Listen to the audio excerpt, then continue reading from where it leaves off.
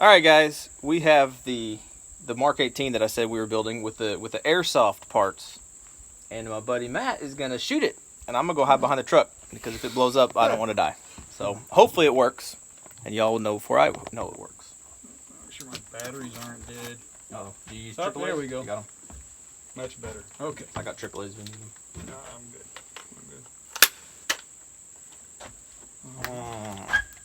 Here, I'll put this on this side so we can actually see if it ejects or anything. Okay. Probably not sighted in, but we're not really worried about that. Alright. Alright. Ready to fire. Mm-hmm.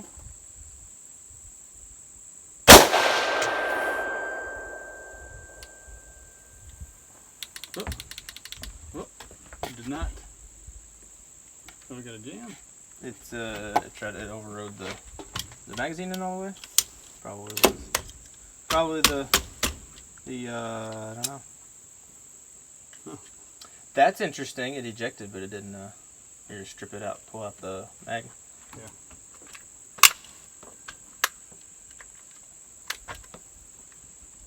Look at that. Is it supposed to be like that? Is there one in there? No, that's good. That's good. Oh, okay. Try it again. Who knows? Could be the gas system. Could be off too.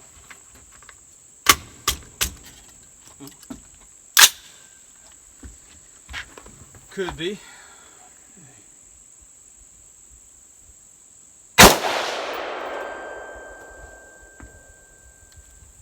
Do it again. All right. Oh, we're good.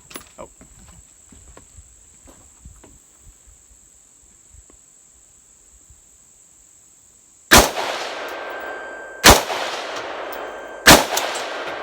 Ooh, that was weird. Yeah. I saw that. It like hung up for a second, huh?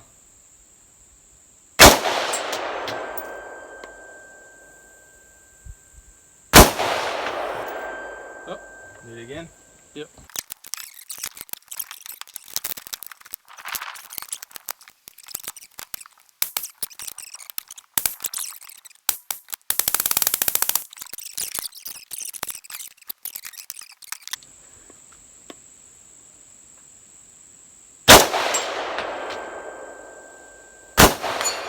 Hey! Stuck open again though.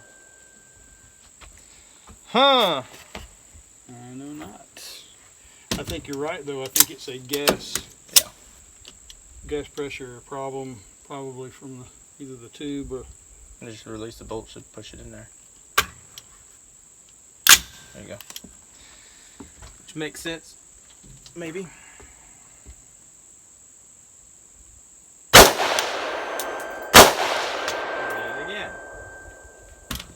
Alright, we're troubleshooting.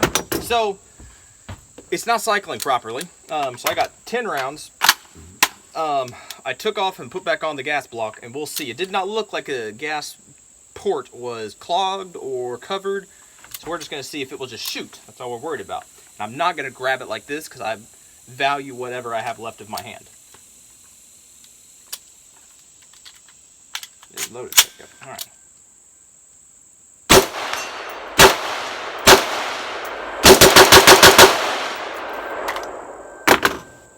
Okay, so that's cycled.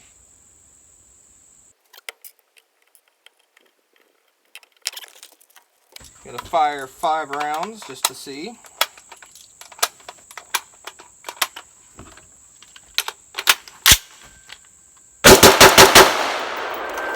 Those fine.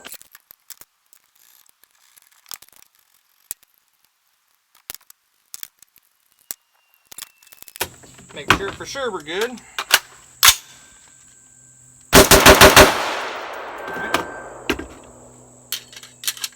Rail back on.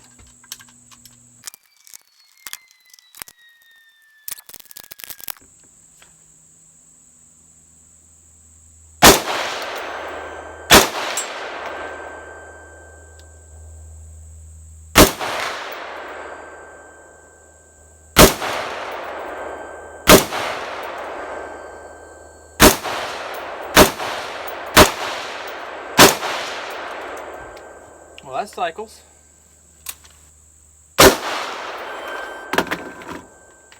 after action report, it worked, and it worked just fine. What I will say is it's not just a plug and play system. You don't just take this this airsoft rail and throw it on your gun.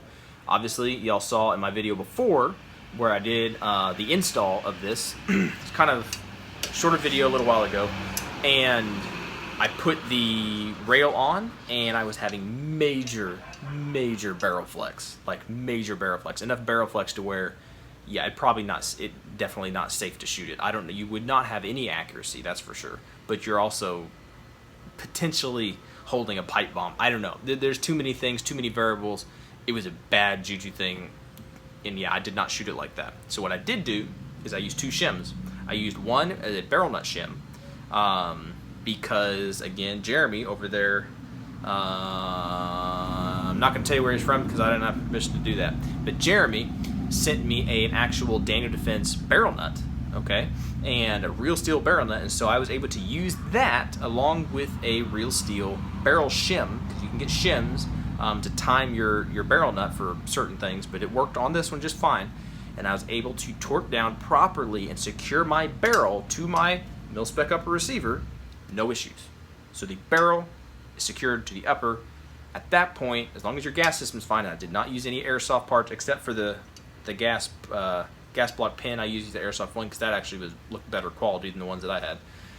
But other than that, the gas system is real steel. So at that point, the rail could be a cardboard cover. Okay, you're going to burn yourself. Obviously, you're not going to be able to attach anything. But you see what I'm saying? The rail does not affect the safety of the firearm, if that makes any sense. So I went ahead and I used a second shim, right? Because the Daniel Defense barrel nut was actually shorter than the airsoft barrel nut, was a little bit longer.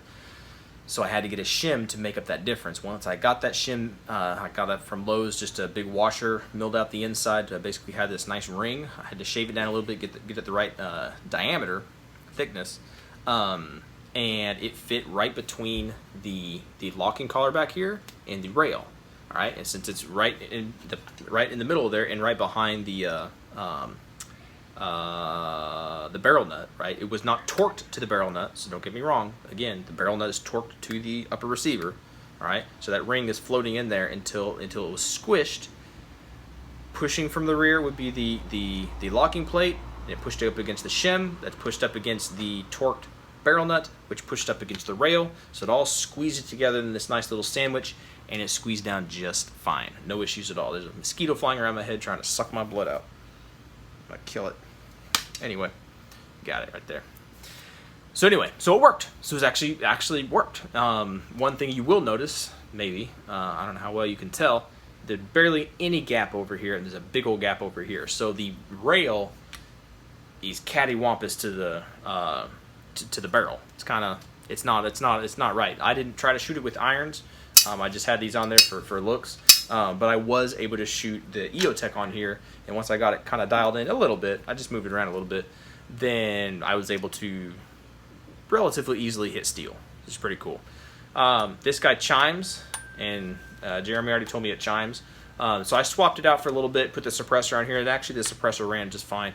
Had a little bit of a gap, but it ran okay, and nobody died, so it's fine. But it's pretty cool. It's pretty cool. So, can you put an airsoft part on your real steel firearm? Can you? Yes. Should you?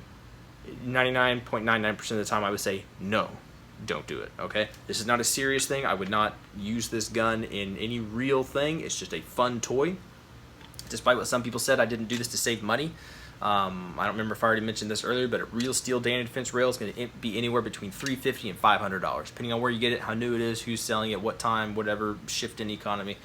300, let's just say $300 to $500. Somewhere in there, you'll be able to find a real steel Daniel Defense Mark 18 RIS-2 rail, okay? These Mad Bull ones are about $75 to $80. So it's not chump change, okay? It's not, I came up with a term and I forgot it, like forgettable pocket change. It's not something that you just pay it and then you don't even have to think about it. It's like $5. Like, yeah, you can pull off $5 and forget about that pretty quick, but $75 to $80? Yeah, you might have to explain that to the wife. So, anyway, and it was kind of hard to pull that, you know, to to get this rail and to justify that and say, yeah, it's a toy. Literally, this is a toy and it's going on a real gun for the sake of entertainment. But, you know, I'll still use it. It'll be fun. I won't use this for serious stuff, but it's fun. Anyway, so can you? Yes. Should you? Probably not. But does it work? Yes, it did work with modification. So I do not advocate doing this, but if you do it smart, do it right. All right? Don't use airsoft parts to lock up your firearm, if that makes any sense. Airsoft accessories like this, I have no issue with that. Unless you're a cop, don't use this. If you're trusting your life to something like this, don't use that. This is even airsoft back here too. All right? This is not real steel. But it looks cool, and that's why it's on this gun, because this is a cheaper upper, not the lower. Cheaper upper. All right, so there you go. Interesting stuff. I thought it was interesting. If you think it was interesting, let me know. If you still think that I was haphazard and foolish for running around with airsoft parts on my gun, let me know. Let me know. Anyway, that was stupid. I'm going to shut up. Y'all be good, be safe. I appreciate it. Appreciate everything. We'll catch you on the next video.